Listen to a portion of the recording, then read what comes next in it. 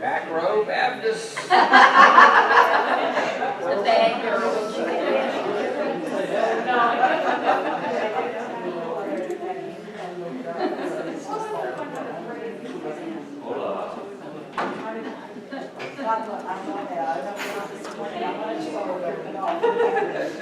But I'm afraid.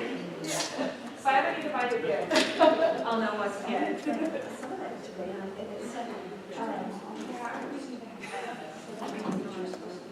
We should look at color, but it's stupid.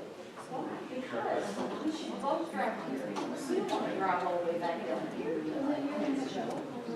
No, I couldn't, I brought my car over that side. So I'm going to park for a tree.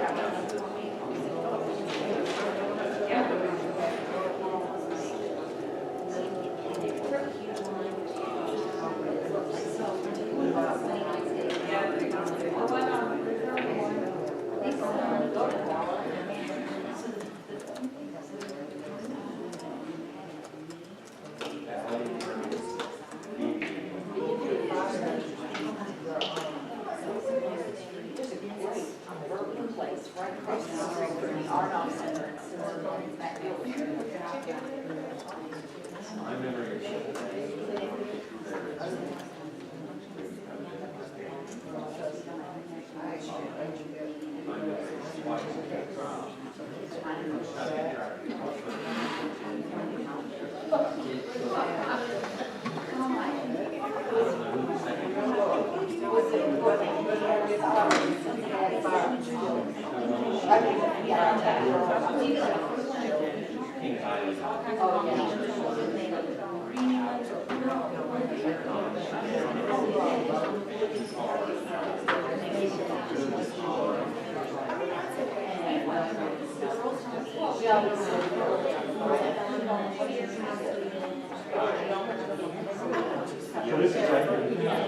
Yeah, it's an 8.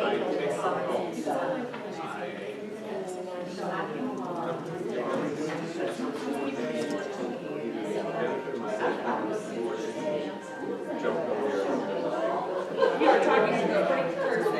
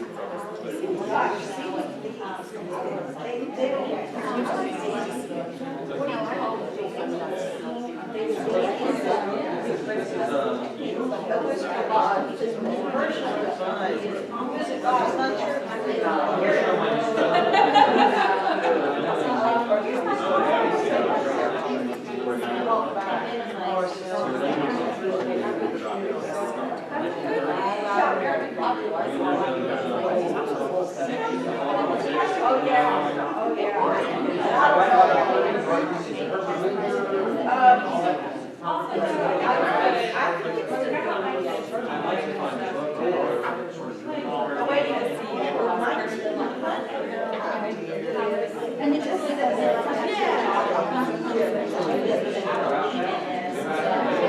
No, this is just.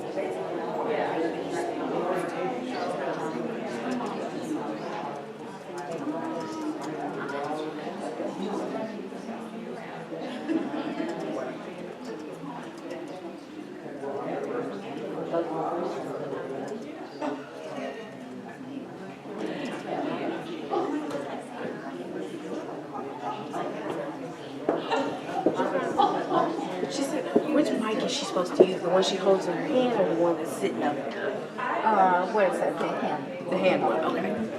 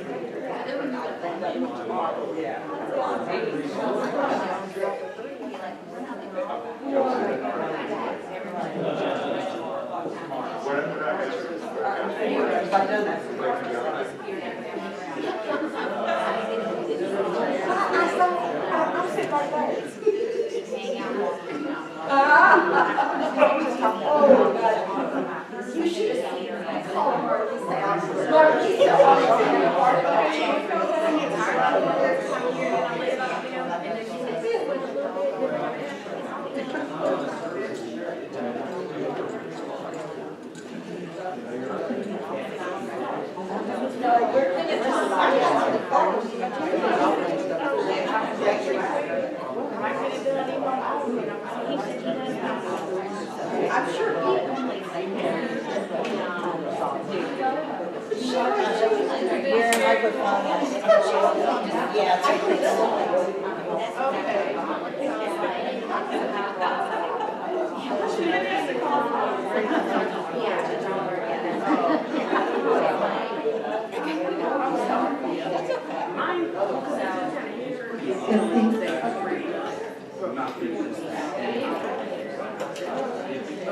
exactly. That's what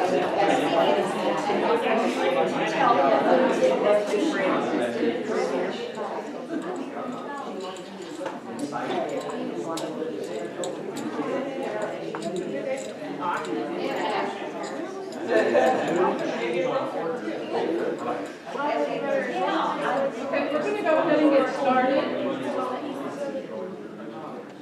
Can I have everyone's attention, please? We're gonna go ahead and get started. Welcome to the college-wide staff meeting on April 28th. We're gonna start with President Handy's report. He said he has a lot of information to present. Not a lot, but I got some But information. you have important information. That's good. Man, this is college-wide, wow. Yeah. It is being streamed though. It is being streamed. Unfortunately. And I'll entertain them with the beginning act for Joe and Joe and Diane's trip to Cincinnati this evening. They go to watch the ballet tonight. I'm not. He was doing ballet. You didn't know what that was? What do you think I was doing?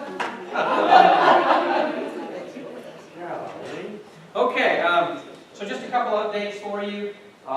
This academic year, the college has really performed well. So let me talk for a couple minutes about some of this stuff. And it may come up later. First, on the retention front, we're up as we measure retention. Fall to spring, for across the entire student body, we're not up dramatically, but it's the highest in 5 or 6 years, I think. And the only reason I don't say 10 years is I haven't seen the data from 6 to 10. In other words, it's the highest that we've got readily available to us right now. The fall to spring retention rate of students was about 70.8%, I believe. And the highest it's been before was just over 70, 70.5. So it's not a huge jump, but it is a jump. Can you not hear me?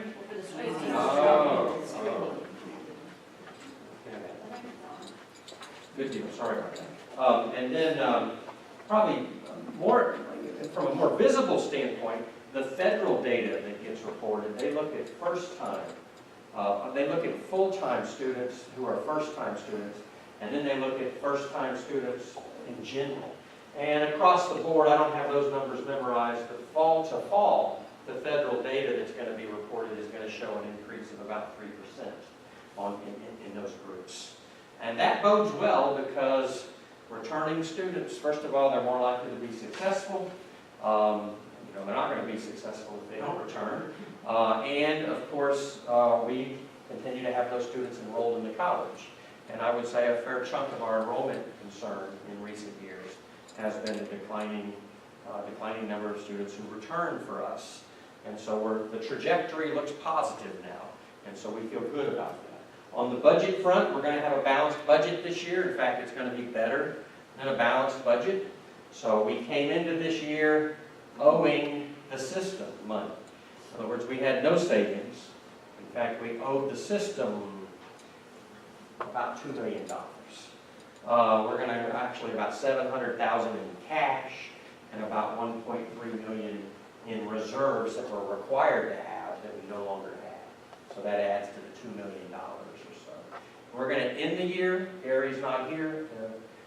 Or I say some good things about the business staff and everything they've done to help bring all this together. But all of you who are managing budgets, I appreciate this. We're going to end the year fully funded in reserves and then some. So we will have made up the money we owe the system. We'll no longer be in debt to them. Okay, now that's good. The reality is a college of our size, we should probably, or any college should probably be keeping about 3 months operating income on reserve. 3 months for us is about $10 million. So we're not going to be there yet. We're going to need to continue to save to build that back up so that if there is a sudden event of some sort, we've got a rainy day fund or what have you. So we're not going to stop building our reserves, but we're no longer going to be in debt to the system. And I had told Dr. Box that it would be a 2 to 3 year slog to get out of this, and we will have done it in 1 year. So I'm pleased with where we've come in. Even though our enrollment's down this year some from a financial standpoint, our cash flow hasn't dropped off as much. So we had a change in the mix of students, plus dual credit became a little more, I won't say profitable, but a little less of a money loser for us. And so even though our enrollment is down this year again, we're going to be up a little in terms of tuition revenue, and that's going to help. So going into the next year then, with the budget, well, first of all, that results in a few things here at the end of the year. We have released $500,000 to Thomas Rogers to invest in IT upgrades. He told me 3 or 4 days ago he's ordered 469 computers. Every employee will be receiving a new computer, he says, or what have you. So as we upgrade the technology, I guess he got a 20-year award. 25 years. He says since he's been here, that's the largest single sub he's had in a year to work with. That's the good news. So Jaconda's the one who's stressed that she gets to install machines and answer everybody's questions, because as she told me, they're all going to come with new operating software, new editions of operating software. So be patient. She's answering 1 million questions in a 40-hour week. But we're also going to, he says it's the most he's had, but he says it's about a $2 million gap right now. So we had, for several years with declining enrollment, we didn't have the operating funds, not only to make budget, but we kept delaying some things. IT investment was one of those. So we're not going to catch up in 1 year, but it's a really good first start. And I'm pleased to say in next year's budget, we budgeted the same amount of money for him to have that again to continue to upgrade our IT infrastructure. So that's important stuff. We've got to catch up over a 3 or 4 year period, and we're making the plans to do that. We're also making a few facility investments. The big ones, I guess, are out at Southwest, and you may be aware of this, but we're going to be building an aviation, I'll call it a lab. Some people might call it a hangar, but it'll be used by students as a learning environment. It's going to cost more than we thought. So we had set aside some funding, about $500,000 for that facility. We're going to set aside another $250,000 to make sure it gets done right. So we will be, we will be spending some of that. We're sort of holding that money in case we need it. The project's been rebid to try to bring the cost down a little bit. But we're also releasing $100,000 for what we're calling phase 1 renovation of the auditorium out at Southwest. So we want to make that a nicer space. We know that it's going to take at least twice that amount to get it right. So we're going to start with $100,000, and my thinking is if we don't need all of the money for the aviation lab expansion, we may take the money that we don't have to commit to that and roll it over and try to get that project done sooner rather than later. So we're making an investment there. Out at Shelby, they are a recipient. This is sort of flown under the radar. In fact, the system is trying to plan KCTC that they didn't even know about it. I've told them several times, but they just weren't listening, I guess, because we weren't the lead proposer for a project out at Shelby, but the Shelby public school system was, but we were their silent but important partner. They're getting, I think it's in the $5 or $6 million range. I don't know, maybe it's $3. I don't remember the exact number. Our share, though, is about $1.5 million, $2 million from that for both expansion, renovation monies, and new equipment monies out there. So Shelby's going to get a sizable investment at their campus. And then, of course, Carrollton, we know in the next 8 weeks is going to have the grand opening of a $16 million facility.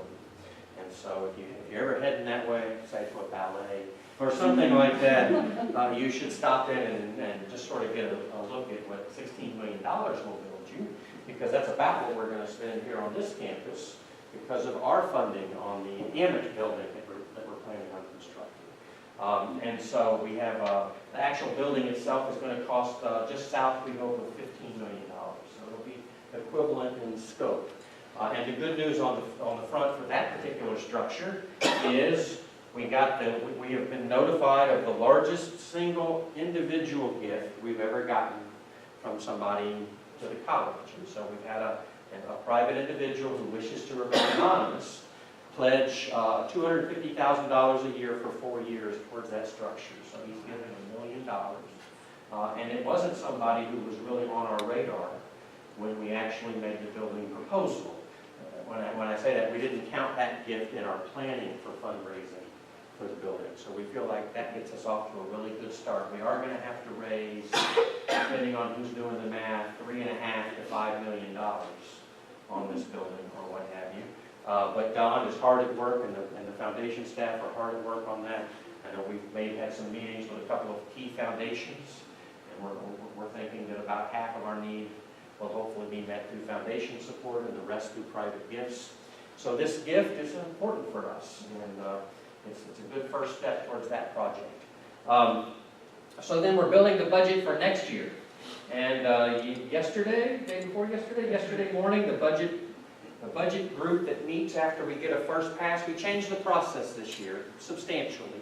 We asked every budget manager to have a conversation, not really make a presentation, but to discuss their budget and what their needs were. And rather than cut anything, we wanted to hear what they wanted, what they needed, and pull all that together in a first pass of a budget so that everybody got a chance to talk about what their needs were. Part of that is budget managers deserve that opportunity. Part of that is I learned so much by just having a conversation with every budget manager about what's happening in their area and what the sticking points are. And so it's educational for me. Gary's new, so it's good for him too, to have that conversation. I knew coming in that we'd have more in requests doing it that way than we would have money available to meet the requests. So a few days ago, Gary and his staff, Norma and Chris, were able to pull together the first pass of the budget, and it was actually better than I thought it would be. There were about $3.2 million, I think. Is that the number that was on there? Yeah, it's $3.2 million more in requested expenses than we had in revenue. And if I was a betting person, I was ready, and I told Gary this number's going to come in probably closer to $5 million of the gap that we got to close. So it was only $3 million. That sounds like a lot. We had 45 position requests. We had other things that were being asked for. So there were probably $7 or $8 million in new requests that were being made. And I'm looking because I don't remember the exact numbers there. But that group met and made some recommendations. Gary sat down with me yesterday evening, and we discussed those recommendations. He's pulling together the final numbers now, but here's what it looks like for me. It's going to be a comfortable budget in terms of we're not going to have to panic about any major cuts or anything like that. If I was betting, we're going to fill about 30 of those 45 position requests, 2 out of 3 maybe, okay? Recognize that a lot of those position requests, in fact, the majority of those position requests don't reflect what I would call totally new positions. We had a lot of vacancies and retirements and things created since we went into this budget year. And so a lot of the money for financing that is using the money from those positions. So it's not like we're investing a lot of new money into positions, but we're trying not to let it go any further south than it has. I know everybody's working real hard in their roles. So we're thinking we're going to be able to fill about 30 of those 45 requests. The actual decisions as to which positions that are going to be filled will largely be made by various areas. So Student Affairs will know that they had 6 requests, and we're going to be able to fill X number of positions there, and they'll be able to work and decide how that's going to happen. And Academic Affairs may have had 20 requests, 25 requests, and they're going to get this number to be able to fill, rather than us dictating exactly which ones are going to need to be filled. Now, there are a handful of positions that, because of their nature, we're going to go ahead and say this is one that we need to fill. So I'll use an example. In Workforce Solutions, we've got an opportunity by adding someone to do some work that really generates some revenue for the college. And so that's almost a no-brainer. If we can put a position in place where that position is bringing in more money than we're actually paying that person or what have you, we need to go ahead and make that investment. We're also making an investment in the distance education side. I think we've already released the funding for that one because we know we lose a lot of students to other colleges. And we feel like if we have somebody really bird-dogging that activity, we can keep a lot of those students with us and save that money. So this past year, it was a little over $800,000 that we lost in students leaving to go to other colleges for their online coursework. So if by putting a person in a position to keep an eye on that and work with those students, we can keep 10% of it. We've more than made up for that investment. So there's a few like that, but by and large, we're going to try to let areas decide what position, where that position need is greatest. We're also not going to be making, last year we made, I think, a 25% across the board cut to people's supply budgets. We're not doing that this year. So they'll be at least at last year's level. There's been a few specific needs identified, and we'll look at those, and we may be able to do some extra here or there.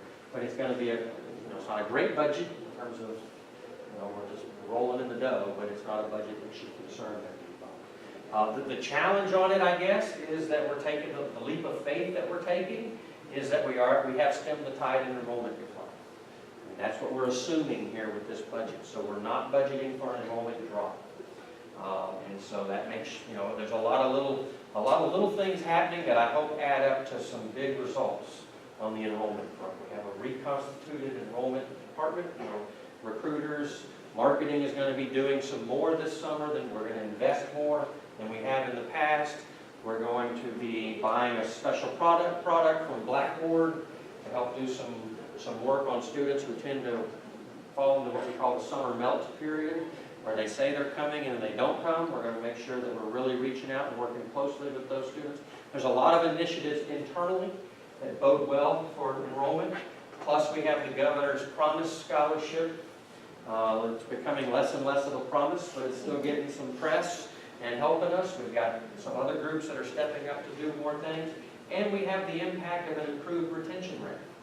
I mean, if we end up with 2% more students returning next fall than we had last fall, that alone bodes well for, and never forget, it bodes really well for those students who return, but it bodes well for us too as a college. So things are, I don't want to say it's a risky bet, but we are saying that we've stemmed the tide. We were down about 8% in enrollment this fall, and just under 5%, 4.95 or something this spring. I'm looking at Brittany as I say that. That's close enough, right? Okay, so we were still down, so there is a bit of a leap here, but we feel pretty comfortable about it. And even with that budget, we think it's going to give us hopefully the potential to contribute about $1 million towards reserves next year. And that's the goal, is to keep building those reserves. So, you know, until they get up to the $7, $8, $10 million range where they should be, and that's where I think they were 5 or 6 years ago. And so we need to get that built back. Other things that are happening, that's probably about it, unless you have questions for me that I can make up answers to. Yes. What's up with the JEC building? JEC building. So everything's still a go. It's just going to have to be on a much slower ticking clock. So UPS ultimately decided that there was enough housing around the area, even though it wasn't really close to us, to meet their needs for now. And so they had a tough time, probably in the boardroom in Atlanta, where those decisions are made, deciding in taking some apartment buildings right here when they could find that same space at the Bellamy or other places without making that investment. I do think, and they now are aware, for example, U of L, I understand, is closing 2 of their residence halls for major renovation. Where are they going to put those students? In the Bellamy. So there may be an additional opportunity to work with that. Now, UPS still wants to use the space and will still want to put students there. They just don't want to make a multi-million-dollar investment up front. That was sort of the piece that was hanging out to get us started right away on the project. And I say us, it's Luckett Farm. Okay? They always had a plan B.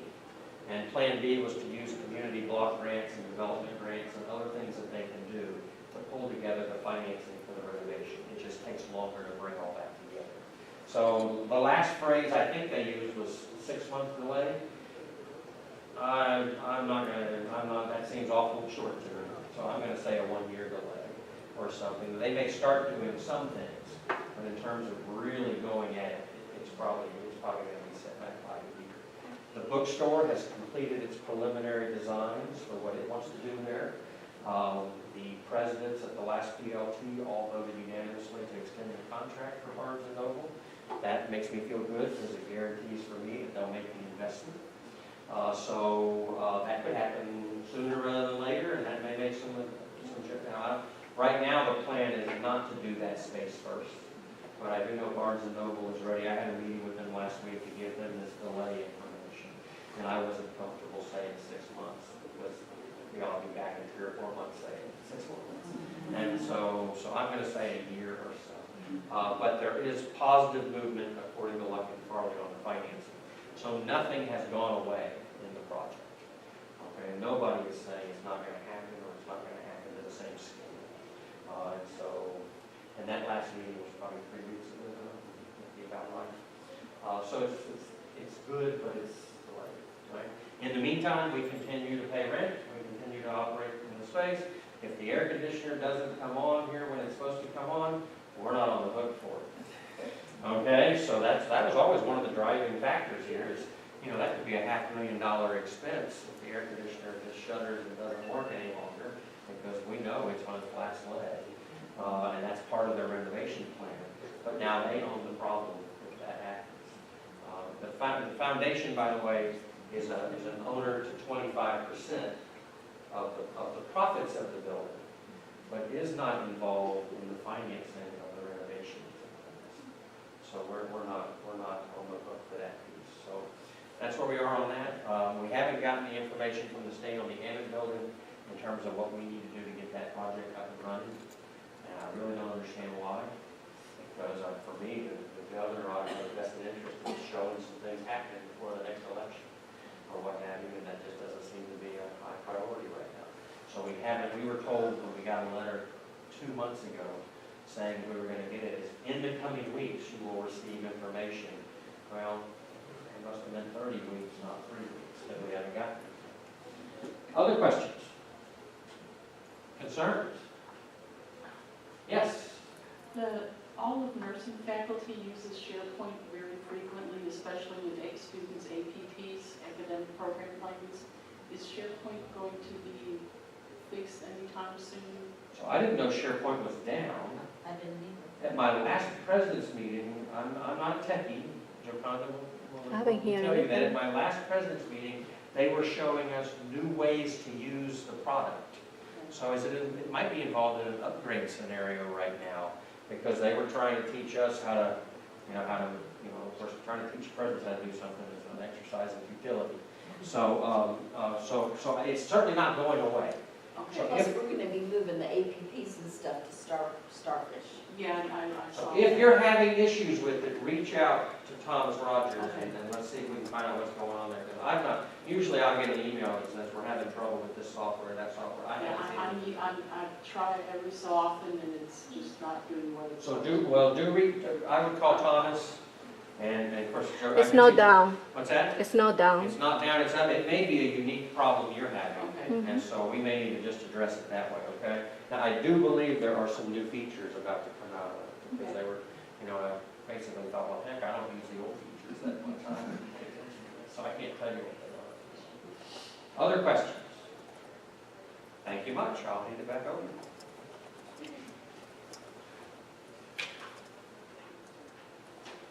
Oh, and I may have stolen your thunder. I noticed it says introduction of advancement.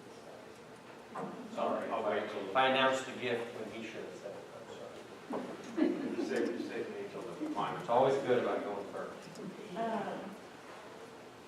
We're gonna introduce some of our new members that came on board to the college probably almost a year ago now, but I don't think everybody got introduced to them at the last qualified meeting. So,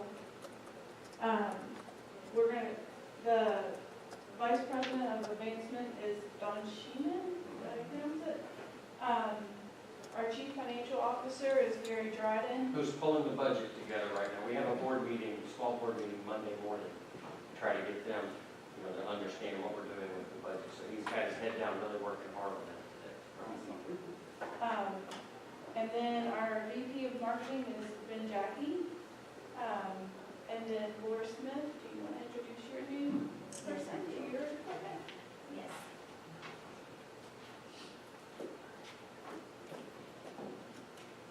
So just 3 weeks ago, on April the 10th, we welcomed Danielle Sims. Welcomed Danielle to Jefferson, and Danielle is our new director. Oh yes, director of multicultural affairs, and so we are very, very pleased to have her on board. It's a position that we have been eager to fill for a while now. So Danielle comes to us from the University of Tennessee at Chattanooga, where she was the assistant dean of students for multicultural affairs, or something very close to that kind of title. So has a lot of experience in this area. Some good things are going to happen. We have a couple other new people in student affairs. I know this isn't what you're going to do right now, but just so that everybody knows, on the Southwest campus, there are 2 new folks. One is Angela Roby, who's an academic advisor and has already started and is at Southwest, and the other is Maya Lanham Walker, and she will be filling the position that Glenda Payton had at the Southwest campus in admissions and records. And I think it's going to start, do you know, Taylor, for sure, next week? May 8th? May 8th? I feel like that was what I was saying. Yeah. So those are our new folks, but welcome, Danielle. And now, do any of our, I don't know the titles, VPs or leadership team have any additional reports they want to? I don't think I do at this point. Okay. I can say if you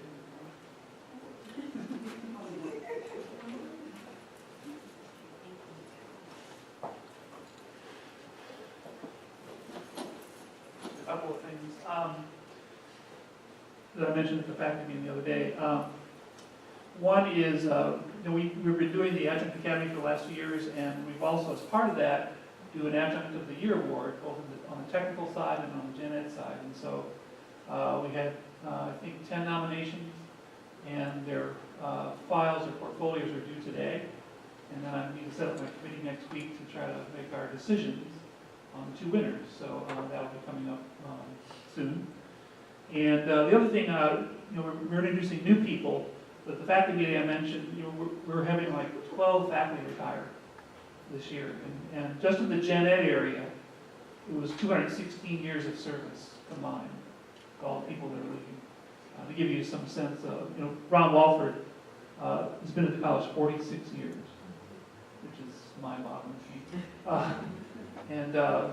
So I announced that at the faculty meeting. So hopefully we're going to be able to replace some of those folks, as Dr. Handy has mentioned, with those very pretty positions that he thinks we should be able to You'll do. never replace Ron.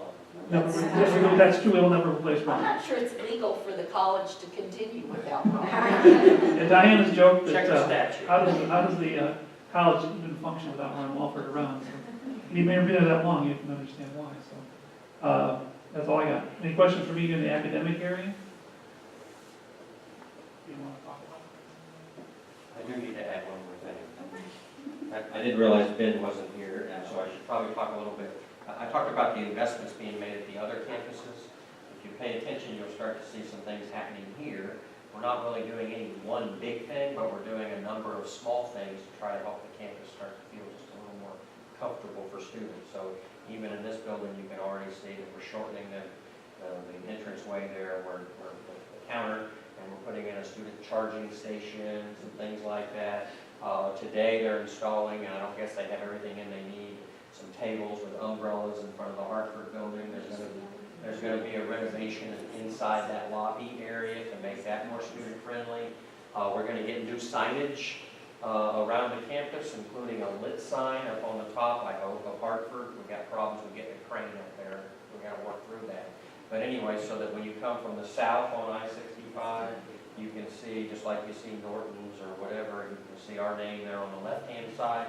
And then we're going to do, at eye level, first floor level, on the library, on several buildings, on Hartford, some backlit signage that runs almost the length of the building.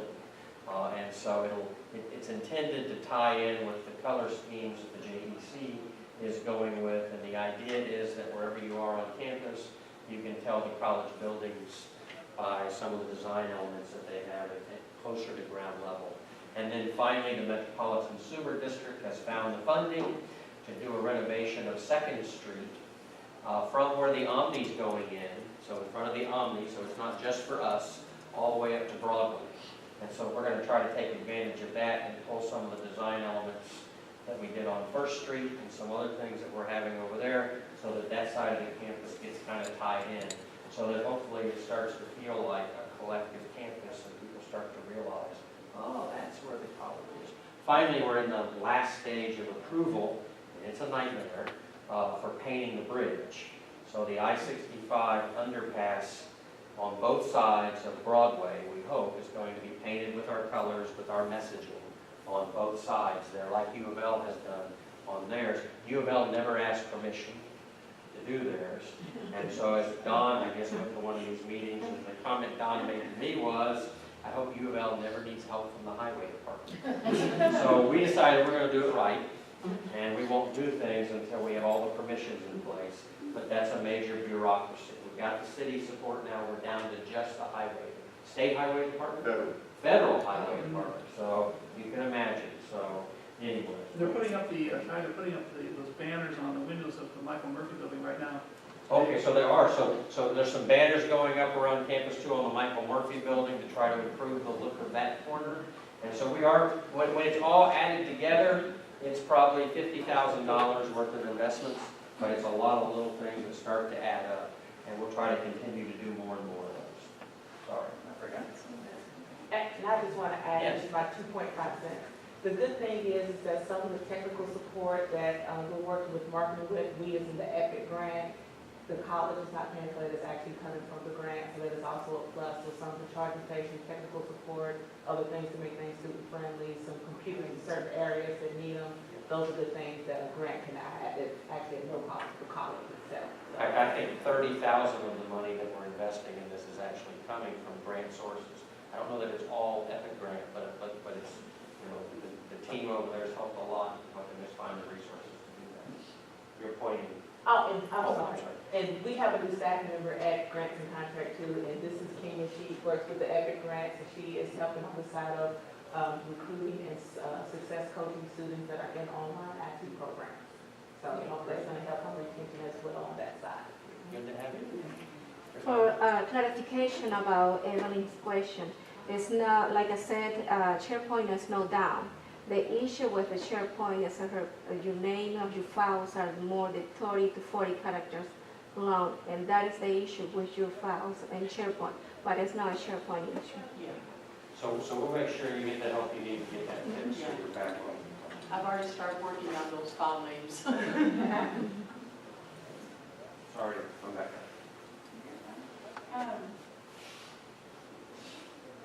Next on our list is I would like to congratulate our staff that have been here for several years. And then also our Heart of Jefferson Award, that deals with, Daniel, could you? The Heart of Jefferson is given out every year to an employee that it shows heart. So somebody who's there to help out. They're not going to say it's not my job, that kind of thing. They're just there to support any and everyone who might need it.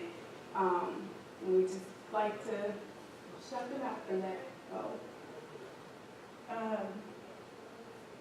So I would like to thank all of our recipients for their hard work and dedication you have made for the college, the spirit you bring to the college means the world to your coworkers and the students and community members that walk through our doors.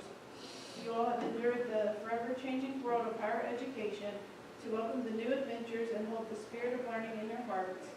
Staff Council would like to recognize each and every one of you all for the role models that you are to your coworkers and that are just beginning in the world of higher education. You are showing us that without the hard work and dedication, there would be no spirit in the college. The doorway to higher education begins with you and how you present yourself to the world around. Every one of you makes a difference for the college, and for that we thank you. And I'm just going to go through the list of our recipients. For the 25 years of service, we have Thomas Rogers, Karen Morris, Geneva Jewell. For 20 years of service, we have Craig Turpin, Jonathan Gaps, Evelyn Lichsteiner, Wayne Trueblood. For 15 years of service, we have Lorena Shelburne, Charlotte Hayes, Kevin Duff, Melissa Payne, Michael Rouse, Carla Hall. For 10 years of service, we have Nicole Cobb, Gary Posey, Margot McGowan. For 5 years of service, we have Cassie Poole, Christopher Bishop, Patricia Hall, Sherry McGannon, Diane Mattingly, Linda Bledsoe, Charles Burgett, Dwight Carter, Sharon Womack, and Sherry Mattingly. And then our Heart of Jefferson Award winner was Jay Thomas in financial aid out of the Southwest campus. And now I'm going to hand it over to Dawn Sheeman and Joe Zouch so that they can report on their climate survey results. Thank you. Dr. Zouch has apparently deputized me to speak for both of us at this time, so I'm going to try to do that. First of all, the climate survey was very well responded to, and after the initial meta-analysis, we've determined that global warming is real. Okay, based on the people in the room, the joke I was given wasn't much of a joke. Never point your finger at certain people. While it's too early to actually give truly in-depth analysis of what came out of the climate survey. There were some basic themes that came out from the initial review, and we wanted to share them with everybody because 407 people took the time out of just under 900 employees, staff, and faculty. That's 45% of the people responded, which we were greatly appreciative of. But you will hear a theme of this, which is we have opinions all over the board. Number one theme, communication, small c communication. And I say it that way because it was all over the place, from poor to very good, and good and bad depending on the respondent. Some said the communication from the direct supervisor was good, but bad from administration. Some said communication was non-existent in the respective area, but they felt they knew what was going on around the college. This included during the budgeting process. So from a very brief analysis, we hope to determine, or from that, it is all over the place, but with deeper analysis, we hope to determine what supportive measures we can put in place as a college to affect communication, whether it provide supportive information that can be used by division chairs or supervisors or from a college-wide regular communication about the general news and information of the college. We'll be working on that and trying to work through the data. Second theme really came out was facilities and equipment. And the good news is Dr. Handy covered a lot with what we're trying to do immediately in the sense of investing back into the college and our infrastructure. Again, this one was somewhat all over the place, since other than a reference to our newest building, Health Sciences Hall, we had answers from adequate to horrible. Responses included references to the age of building and equipment, size of classrooms, and general day-to-day maintenance. Further analysis, we hope, is going to let us develop a working list or a to-do list, in all honesty, on ongoing plans to freshen up and maintain the facilities and equipment as funds allow. And the reason we have the budgeting plan that has contingency funds built in and planning to do things is so they don't become secondary. And that was evident from the staff and faculty responses that we want to work in a nice place and we want to have the tools to do the best job. That is what the budgeting process is proving out, is that is administration's plan. Third thing was safety. And this varied by campus, with the downtown campus having the most concerns. These concerns seem to be focused on being confronted by panhandlers.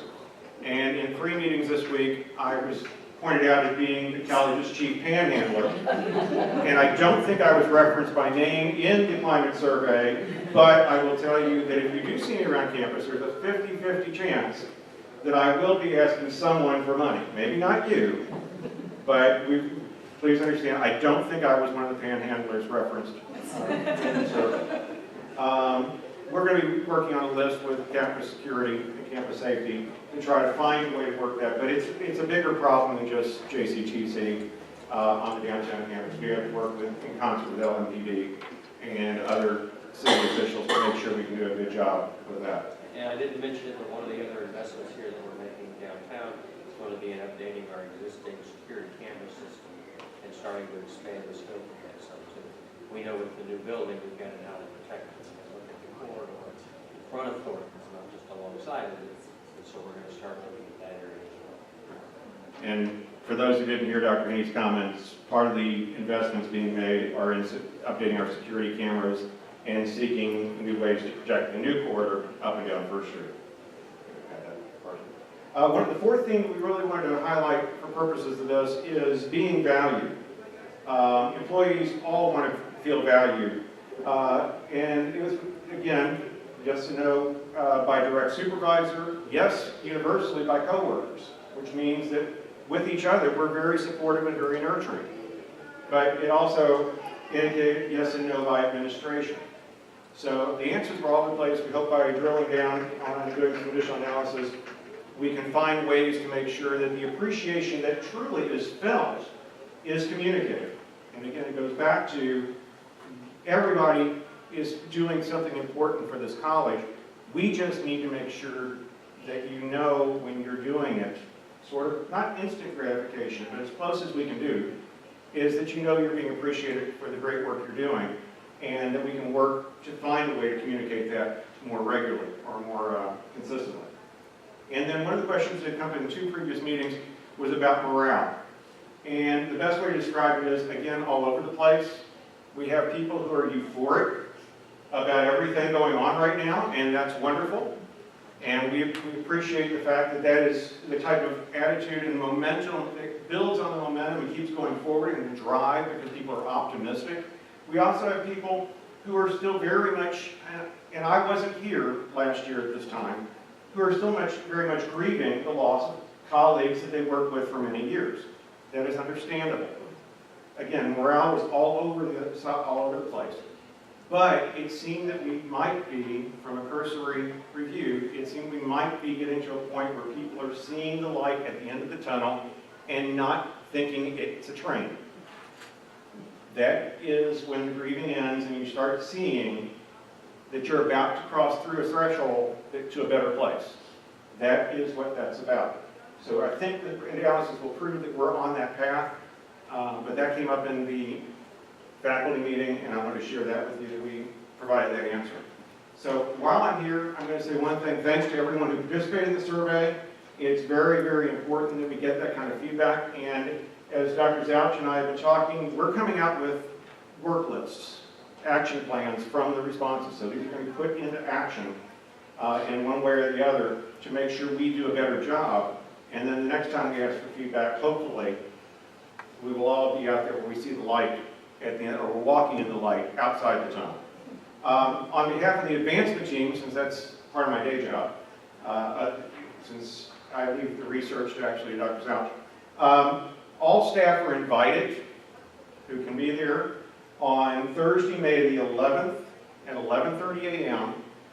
to participate in the Jubilee Scholarship Awards for 2017. For those of you who've been around much longer than I have, the Jubilee event, usually held in the fall, wasn't held in 2016, but yet donors still cared enough about the college to contribute to the 2016 event to the tune of allowing us to give away 12 Jubilee scholarships for the 17-18 school year, and they're going to be awarded on Thursday, May 11th at 11:30 in this room. So, which is HSH 166. So please know you're invited to participate in the awards program and share your appreciation with the students who are getting those awards. Many different disciplines are getting the awards, so it's a good thing. And we would love to see people there to applaud these students and let them know how much we appreciate and support their pursuit of higher education. So if you can be there, it would be great. And if there's any questions, I will do my best to answer them, other than about global warming. So the Jubilee's back on for next year? Jubilee is back on Friday, September the 15th. It'll be at the Henry Clay, and we've got lots of fun stuff going on. Got several people who've already given us early confirmations on their table purchases, and while we're not predicting financial success after skipping a year, the projected course based on table interest and table confirmations and people upgrading what they did the past time, we might have a very good Jubilee Award ceremony in 2018. Kathleen, I'll turn it back over to you.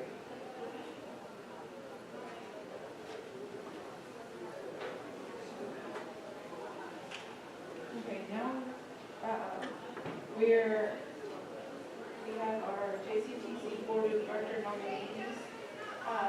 This is a position that is now open, for the next 3 years. 3 years. Right now it's Chris Hopewell in the budget office. But we have two nominees, Angela Scharfenberger and Ann Ambrose. And I asked them to present today, but I only have Angela's. So,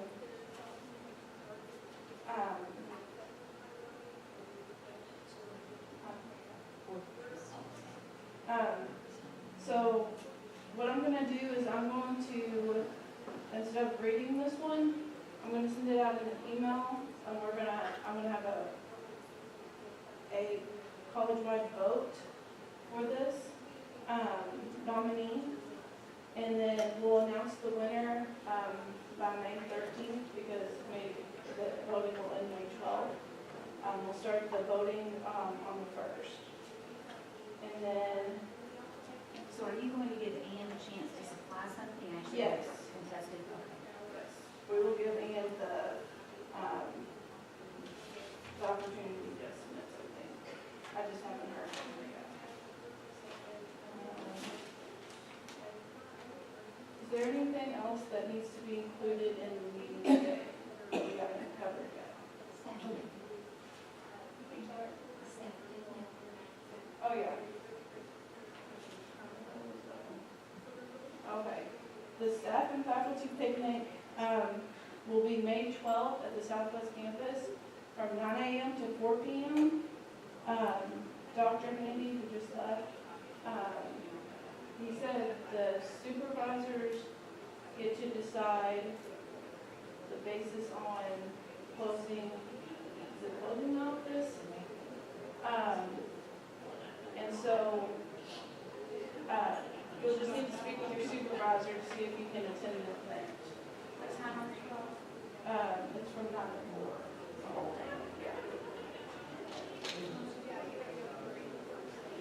And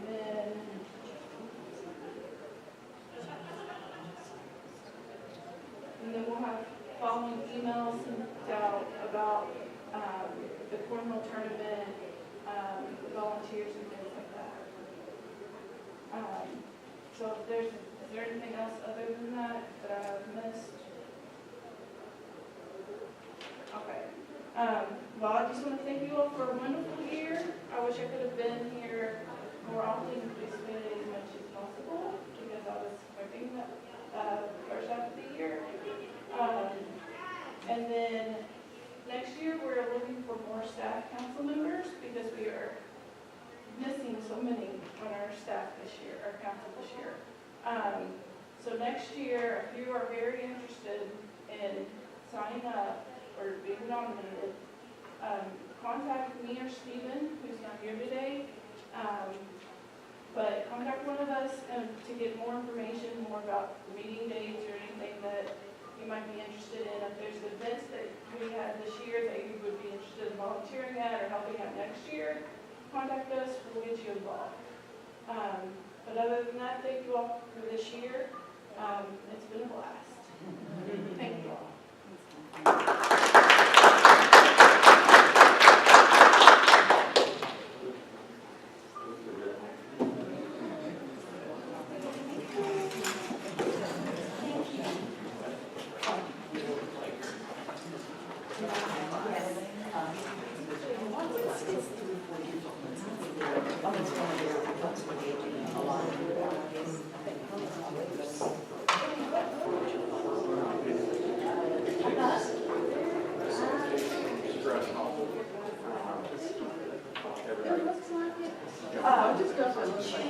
Get an email about reviewing the candidates. Just send me your 4 or 5 choices that you think are best. Okay. Just send me their names and email, and then I'll compile all that together and pick the ones we're going to interview. Okay.